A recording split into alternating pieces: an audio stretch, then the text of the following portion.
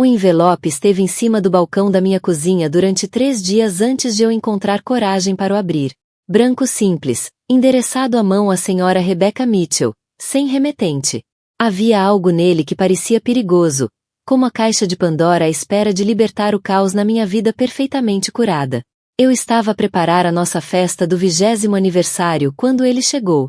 20 anos com James, o cirurgião respeitado, líder comunitário e o homem em torno de quem construí toda a minha vida adulta. O homem que se tornará cada vez mais distante no último ano, culpando os longos turnos no hospital e as responsabilidades administrativas.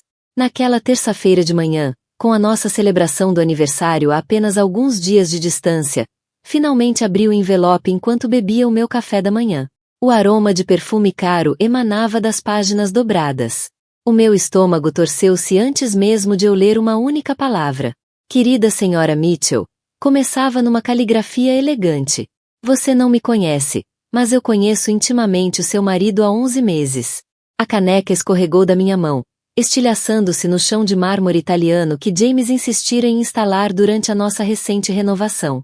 O café salpicou as minhas pernas nuas, mas mal o senti. Os meus olhos permaneceram fixos na carta.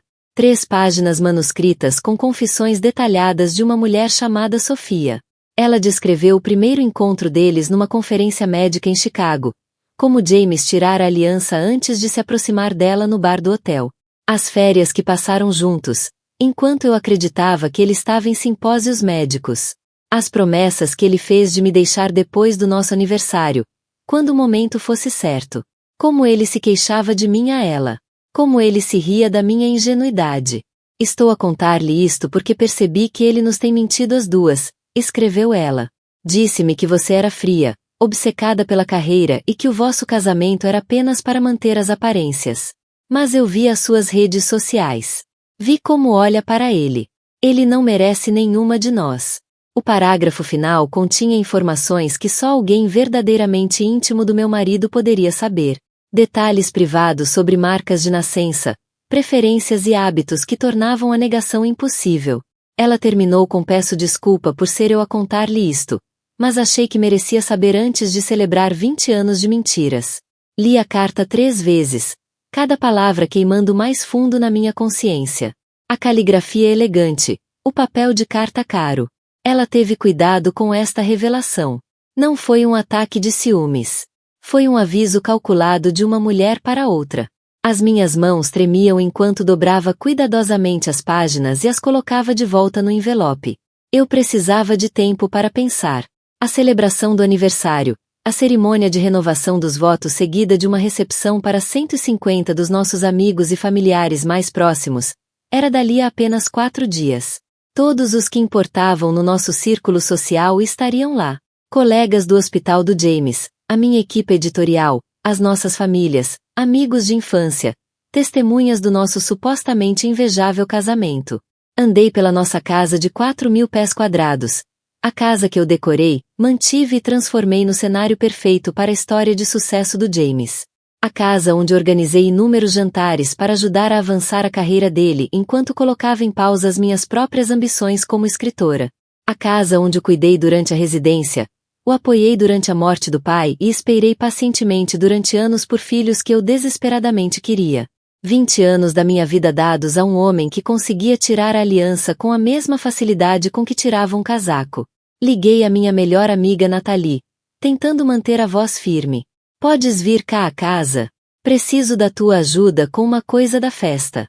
Em menos de 1 hora, ela estava sentada à minha frente, na ilha da cozinha. A carta espalhada entre nós. O rosto dela passou do choque à raiva e depois à dor por mim. Aquele cabrão mentiroso e traidor. Sussurrou. Becca, lamento imenso. Não lamentes, respondi, surpreendida com a calma na minha voz. Não vou cancelar a festa. Tu não podes querer continuar com a renovação dos votos, disse ela, incrédula. Sorri, uma nova clareza a invadir-me. Vamos ter uma cerimônia, sim, só que não é a que o James está à espera. Os sinais estiveram sempre lá. Eu é que não quis vê-los. As noites fora, o telemóvel subitamente protegido por palavra-passe, as viagens de negócios que se multiplicaram no último ano, o novo perfume que eu não reconhecia, A forma como ele se virava ligeiramente para escrever mensagens quando achava que eu não estava a ver. Sinais clássicos que eu, uma escritora que literalmente escreveu artigos sobre bandeiras vermelhas nas relações, escolhi ignorar no meu próprio casamento. Enquanto relia a carta da Sofia naquela noite, memórias surgiram como corpos a emergir de águas escuras. Há 6 meses, encontrar um cabelo loiro comprido no casaco dele. Ele a descartá-lo como sendo provavelmente da nova enfermeira cirúrgica. Há 3 meses, um extrato do cartão de crédito com uma despesa numa joalharia da qual nunca recebi nenhum presente. É para o aniversário da minha mãe, disse ele. O aniversário da mãe dele era dali a 4 meses. Mas talvez o que mais magoasse não fosse o caso em si. Era perceber como James me tinha isolado sistematicamente ao longo dos anos. Como tinha, subtilmente, minado a minha confiança, as minhas ambições, as minhas relações.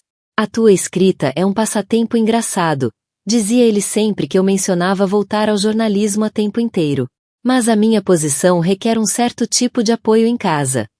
Quando a minha mãe sugeriu, durante a última visita, que eu parecia infeliz, o James disse-me depois: a tua mãe sempre teve inveja do nosso sucesso. Talvez devêssemos limitar essas visitas.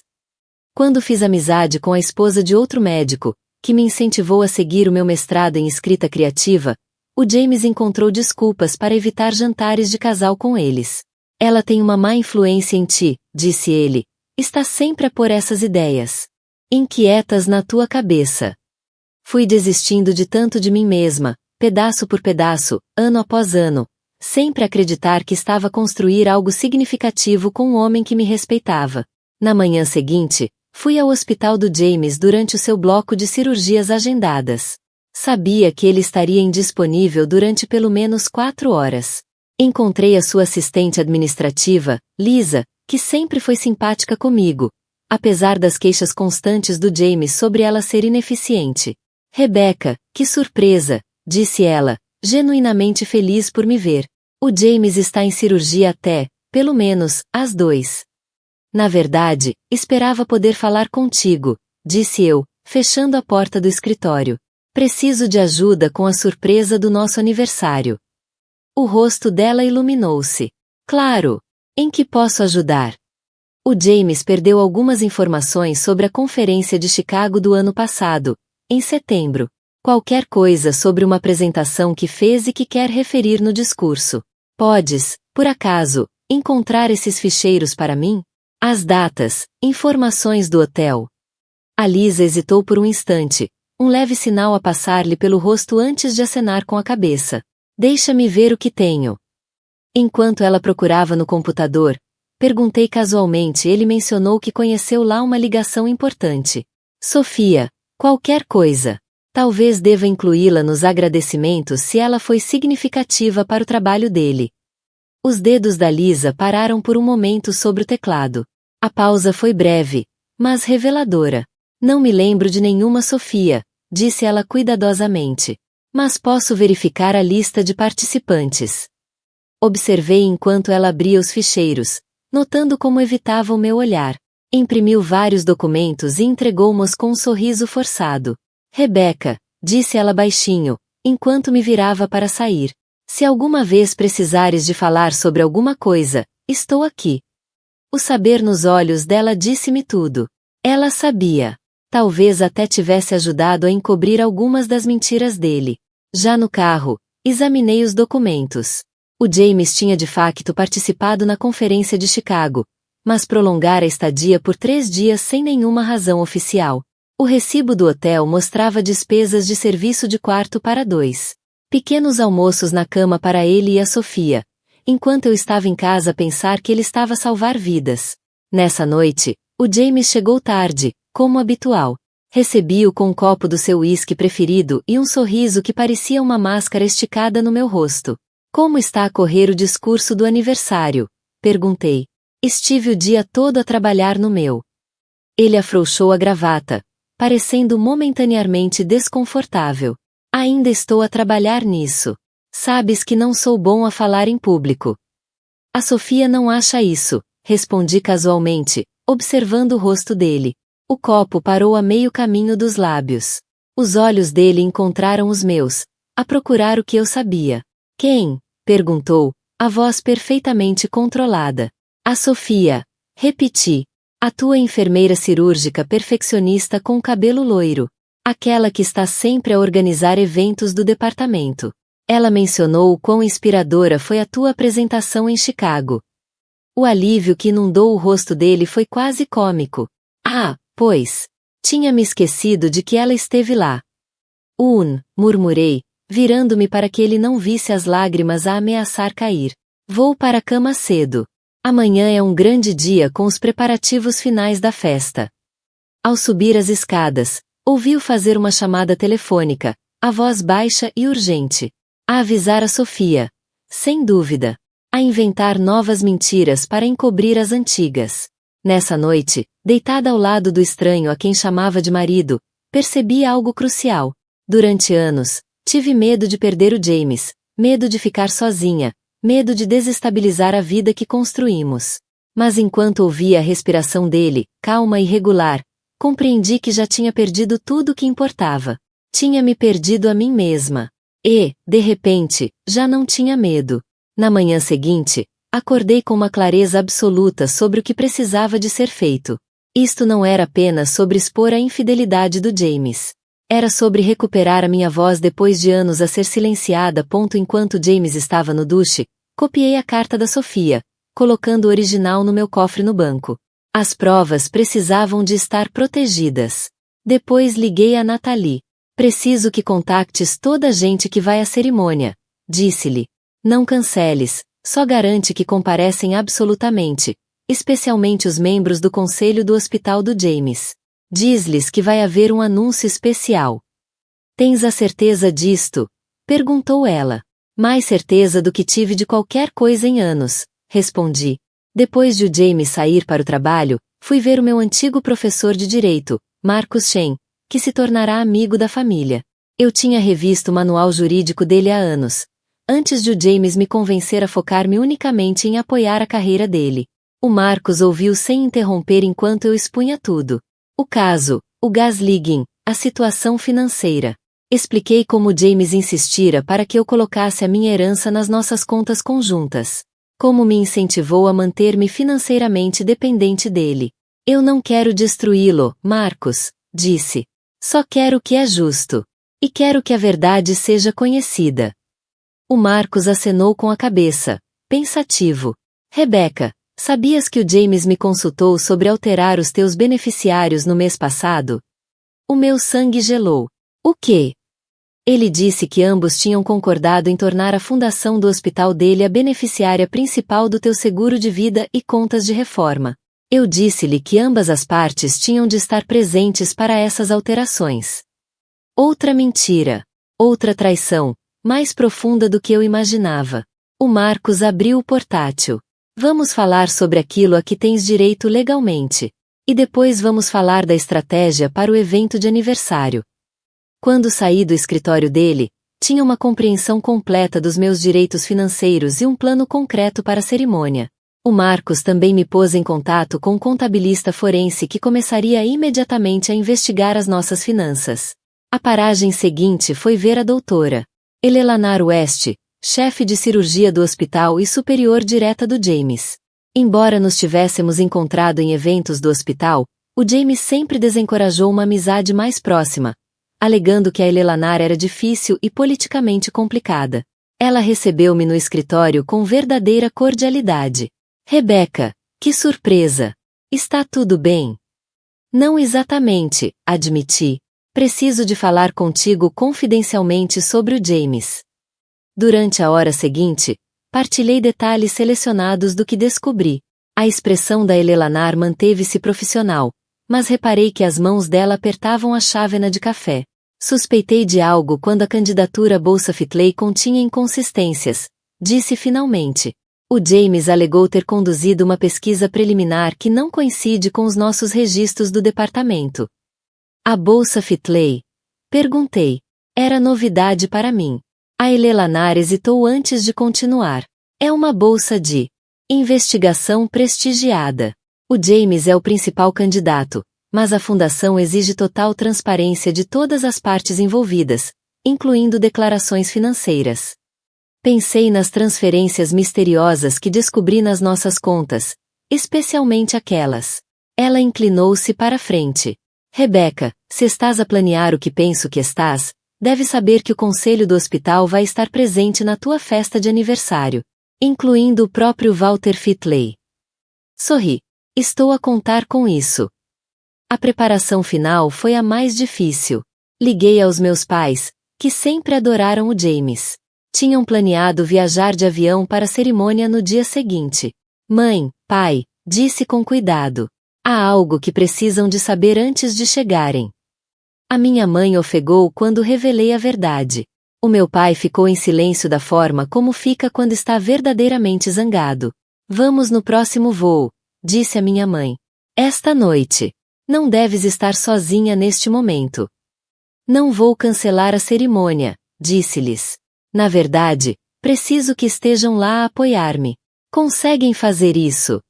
Tudo o que precisares, disse o meu pai, com a voz carregada de emoção. Estamos contigo, querida. Nessa noite, sentei-me à penteadeira a olhar para o meu reflexo enquanto me preparava para o jantar pré-aniversário com amigos próximos. A mulher que me olhava parecia diferente, de alguma forma mais forte, mais determinada, com os olhos claros e focados. O James aproximou-se por trás, pousando as mãos nos meus ombros. Estás linda, disse, beijando-me o pescoço. Encarei os olhos dele no espelho. Estive a trabalhar nos meus votos o dia todo, disse-lhe. Acho que toda a gente vai ficar surpreendida com o que tenho para dizer. Algo no meu tom fê-lo hesitar, mas rapidamente recuperou. Mal posso esperar para ouvir. Mentiu com suavidade. Enquanto íamos de carro para o restaurante, o James estendeu a mão para a minha. Um gesto que antes me encheria de ternura mas que agora parecia apenas mais uma atuação para um casamento que existia apenas em aparência. Deixei a mão permanecer na dele, a pensar na carta da Sofia guardada em segurança, na estratégia legal do Marcos, na revelação da Elelanar sobre a bolsa, no contabilista forense já a descobrir as fraudes financeiras do James. Amo-te, disse o James enquanto entrávamos no parque de estacionamento do restaurante. Virei-me para ele com um sorriso que não chegava aos olhos. Eu sei exatamente o quanto me amas, respondi. E amanhã todos os outros também saberão. O dia do nosso aniversário amanheceu claro e brilhante. Simbólico. Pensei. Visibilidade perfeita para a verdade que esteve escondida durante tanto tempo. A cerimônia estava marcada para as 16 horas no jardim do clube de campo, onde tínhamos feito a recepção do nosso casamento há 20 anos. Uma renovação de votos perante 150 testemunhas, seguida de jantar e dança. O James insistira na extravagância. Merecemos esta celebração, dissera ele. Os meus pais chegaram à nossa casa cedo nessa manhã. Os olhos da minha mãe vermelhos mas determinados. O meu pai abraçou-me com uma intensidade invulgar. Abrimos conta só para ti, sussurrou. Por precaução. Sempre prático, o meu pai. James estava surpreendentemente atencioso toda manhã, trazendo-me café, perguntando se eu precisava de alguma coisa para a cerimônia. Perguntei-me se a Sofia o teria avisado de alguma forma, se ele suspeitava do que estava para acontecer. Mas os olhos dele mostravam apenas o habitual egoísmo, o charme ensaiado que aperfeiçoara ao longo dos anos enquanto construía sua reputação profissional. A Nathalie chegou para me ajudar a preparar, trazendo a maquilhadora e a cabeleireira. Enquanto trabalhavam, transformando-me na imagem perfeita de uma esposa dedicada, a Nathalie confirmou que todos, absolutamente todos estariam presentes. O conselho do hospital, os colegas cirurgiões dele, até aquela representante farmacêutica com quem ele tem andado a trabalhar, informou ela. E sim, o Walter Fitley confirmou pessoalmente. Assenti, encontrando o olhar dela no espelho. E a Sofia aceitou o convite esta manhã. Ela vai estar lá. O meu coração batia com força contra as costelas, mas a minha determinação não vacilou. Às 15h30 chegamos ao local. O James foi à frente para receber os convidados, enquanto eu permaneci na suíte nupcial, supostamente para os retoques finais. Na realidade, estava a rever as provas que tinha reunido. A carta, os registros financeiros, as mensagens de texto que recuperei da nossa conta partilhada na cloud que o James se esquecera que eu ainda podia aceder. Precisamente às 16 horas começou a música. Caminhei sozinha pelo caminho do jardim até ao arco coberto de flores onde o James me esperava, sorrindo confiante. Os nossos convidados estavam sentados em elegantes cadeiras brancas de cada lado do corredor, os rostos iluminados pela celebração. Examinei a multidão enquanto caminhava. Lá estava o Walter Fitley na terceira fila, a Eleanor West ao lado dele, a equipa cirúrgica do James, o conselho do hospital, e ali, num lugar discreto mais ao fundo, uma mulher loira deslumbrante cujo rosto eu reconhecia das fotos cuidadosamente escondidas na conta de e-mail secundária do James. A Sofia. O nosso eficiente juiz, parceiro de golfe do James, sorriu benevolentemente quando me posicionei diante do meu marido. O James estendeu-me as mãos, os olhos a transmitir nada além de adoração. A atuação perfeita. Estamos aqui reunidos hoje para celebrar a renovação dos votos entre James e Rebecca Mitchell, começou o juiz. 20 anos de parceria, respeito e fidelidade. Senti uma gargalhada querer emergir perante tanta ironia, mas sufoquei-a. Antes de trocarem os votos renovados, James e Rebecca prepararam mensagens pessoais um para o outro. James, queres começar? O James pigarreou, tirando um papel dobrado do bolso. Rebecca, começou ele, a voz clara pelo jardim.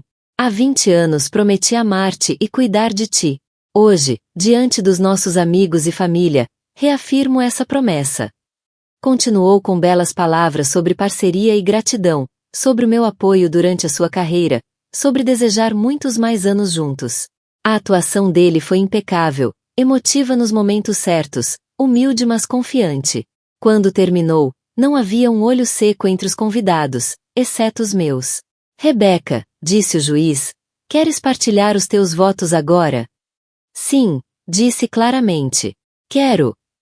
Afastei-me do James, virando-me ligeiramente para falar diretamente aos nossos convidados.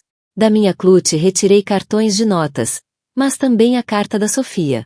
Tinha planeado escrever os meus próprios votos, comecei, a voz firme. Mas recebi recentemente uma avaliação mais honesta do nosso casamento que gostaria de partilhar em vez disso.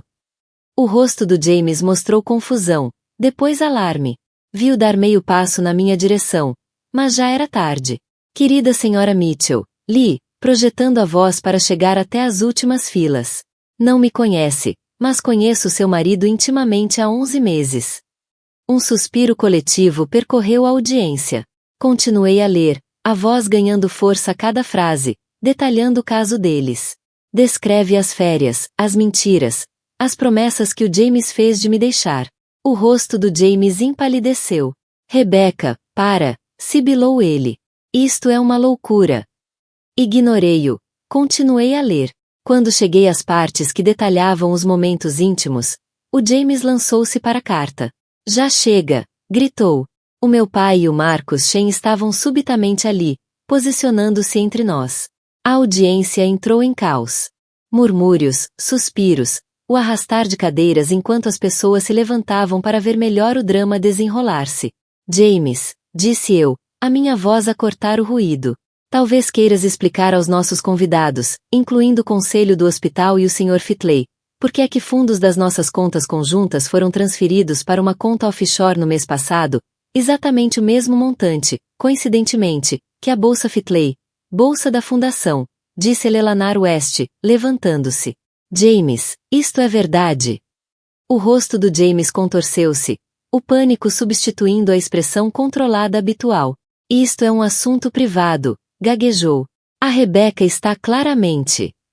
Claramente o quê, James? Interrompi. Claramente ciente de que tens falsificado dados de investigação? Claramente ciente de que tens desviado dinheiro da bolsa? Ou claramente ciente de que tens vivido uma vida dupla? Virei-me para os nossos convidados diretamente. Peço desculpa por esta exibição pública, mas recuso-me a participar em mais uma mentira. Durante anos, apoiei a carreira do James enquanto eliminava sistematicamente a minha. Defendi-o perante amigos que viam o que eu não via. Investi a minha herança na nossa vida partilhada enquanto ele, em segredo, se preparava para me deixar. Pela audiência, as pessoas estavam agora de pé. Walter Fitley conversava com urgência com Eleanor West. Os colegas do James tinham expressões que variavam entre o choque e a confirmação. Aparentemente, eu não era a única que suspeitava de algo. E então via a Sofia a afastar-se discretamente em direção à saída. Os nossos olhos cruzaram-se brevemente através do jardim. Não havia triunfo no olhar dela, apenas um reconhecimento sombrio. Fez-me o mais pequeno aceno de cabeça antes de desaparecer. Virei-me novamente para o James, que estava imóvel, a vida perfeita a desmoronar-se à sua volta. Pela primeira vez, vi-o com clareza. Não um cirurgião bem-sucedido, não um marido encantador, mas um homem profundamente inseguro que construíra o seu sucesso com base em mentiras e manipulação. E então, ao compreender totalmente o que estava a acontecer, as consequências profissionais, a humilhação pessoal, as implicações financeiras, James Mitchell, cirurgião celebrado, começou a chorar. Não foram lágrimas suaves, mas soluços desesperados e intensos que o fizeram dobrar-se à frente de todos os que alguma vez o tinham respeitado. À frente do conselho do hospital, que em breve iniciaria uma investigação. À frente dos colegas que o admiravam. À frente dos amigos que invejavam o nosso casamento perfeito. Pedi o divórcio, anunciei calmamente, embora no silêncio atônito todos me tenham ouvido. Os papéis foram entregues no teu escritório esta manhã. Também submete provas de irregularidades financeiras ao conselho do hospital e à Fundação Fitley. Tirei a aliança e coloquei-a no púlpito. O nosso casamento foi uma encenação durante muito tempo, James. A encenação de hoje terminou. Enquanto subia o corredor sozinha, de cabeça erguida, ouvia os murmúrios, via os rostos chocados, sentia o peso de 20 anos a levantar-se dos meus ombros a cada passo. Os meus pais e a Nathalie juntaram-se a mim. O Marcus Shen já estava ao telefone, sem dúvida a pôr em prática a próxima fase da nossa estratégia legal. Atrás de mim, o James permaneceu no altar, quebrado e exposto, finalmente a enfrentar as consequências das suas ações. Os meses seguintes ao que passou a ser conhecido no nosso círculo social como a revelação foram tanto mais difíceis como mais fáceis do que eu antecipava. Mais difíceis porque desmontar um casamento de 20 anos implica desvendar inúmeros fios legais, financeiros e emocionais. Mais fáceis porque com cada fio cortado, sentia-me mais genuinamente eu própria do que em décadas. O processo de divórcio avançou rapidamente. O James, desesperado por minimizar mais danos à sua reputação, aceitou um acordo generoso. O conselho do hospital iniciou uma investigação completa às suas atividades de investigação e finanças, resultando na sua suspensão enquanto aguardava a revisão. A Fundação Fitley retirou a consideração da bolsa e iniciou a sua própria auditoria. Recusei todos os pedidos de entrevista da imprensa local, ignorando a especulação e os mexericos que inevitavelmente seguiram uma exposição tão pública. Em vez disso, concentrei-me em reconstruir, não só a minha vida, mas também o meu sentido de identidade. 3 meses depois da cerimônia, assinei os papéis finais do divórcio no escritório do Marcus Shen. Quando pus a caneta de lado, ele deslizou um cartão de visita sobre a secretária. A editora-chefe da Berkeley Press, explicou. Ela está interessada na tua proposta de livro. Fiquei a olhar para o cartão, momentaneamente sem palavras. A proposta, um manuscrito que analisava como mulheres de alto desempenho muitas vezes se tornam personagens secundárias nas suas próprias vidas, era o meu projeto secreto há meses. Eu não submeti uma proposta, disse. O Marcos sorriu. A Nathalie enviou, com as tuas notas e capítulos de amostra. Disse que lhe deste permissão. Não tinha, claro, mas a minha melhor amiga sabia exatamente o que eu precisava antes mesmo de eu saber. 6 meses depois da cerimônia, os meus pais ajudaram-me a mudar para um apartamento cheio de luz na cidade, um espaço moderno com vista para o parque. Nada parecido com as casas coloniais tradicionais que o James insistia que eram apropriadas para a esposa de um cirurgião. Enchi-o com livros, arte e mobiliário que refletia os meus gostos em vez de uma imagem cuidadosamente curada. Numa noite fresca de outono, organizei o meu primeiro jantar. Apenas a Nathalie, os meus pais, o Marcos e a esposa dele, e a Eleanor West, que se tornará tanto amiga como mentora enquanto eu navegava minha nova independência. Tiveste notícias dele? Perguntou a Eleanor baixinho enquanto estávamos na varanda depois do jantar. Abanei a cabeça. Não diretamente. O advogado dele diz que aceitou um cargo num hospital em Fênix. E a Sofia? Sorri ligeiramente. Ela mandou-me um e-mail. Está de volta a Chicago a fazer o doutoramento. Pediu desculpa novamente. Perdoas-lhe? Perguntou a Elelanar. Pensei nisso. Acho que sim. Também foi enganada, de certa forma. E no fim fez o que era certo. A verdade é que a minha raiva transformou-se em algo mais próximo da gratidão. A carta da Sofia foi o catalisador da minha liberdade. Dolorosa, mas necessária. 1 ano depois da revelação, o meu livro foi publicado com aclamação da crítica. Na manhã em que entrou para a lista dos mais vendidos, recebi um pequeno pacote à porta. Dentro, uma caneta de tinta vintage com um bilhete que dizia simplesmente para assinar o teu próximo contrato. Alguns finais são realmente começos. Não vinha assinado, mas reconheci a caligrafia da Sofia. Nessa noite, sentei-me na varanda a ver o pôr do sol a pintar a cidade de dourado. Pensei na mulher que era há 1 ano. A tentar desesperadamente preservar um casamento que existia apenas em aparência, sacrificando as minhas ambições e identidade por um homem que nunca me viu verdadeiramente. Pensei no momento em que me levantei diante de todos e recuperei a minha voz ao ler aquela carta. O momento em que anos de submissão silenciosa se transformaram em força. O telefone tocou. A minha agente literária com novidades sobre vendas de direitos internacionais do livro. Estão a chamar-te de a voz de um movimento, disse ela, entusiasmada. Mulheres de todo lado estão a responder à tua história. Depois de desligarmos, permaneci na varanda a ver a noite cair sobre a cidade. Ao longe, via o hospital onde o James e eu tínhamos ido a inúmeras angariações de fundos e galas, onde eu sorria perfeitamente ao ser apresentada como a esposa do Dr. Mitchell. Agora eu era simplesmente Rebecca. Autora. Mulher. Sobrevivente. A protagonista da minha própria história. Levantei o copo de vinho num brinde silencioso a Sofia, onde quer que estivesse. A carta que destruiu as minhas ilusões e me libertou. Algumas verdades, uma vez ditas, nunca mais podem ser ignoradas. Algumas cartas, uma vez lidas, mudam tudo. E por vezes, ver alguém chorar em frente de todos é o primeiro passo para nossa própria cura.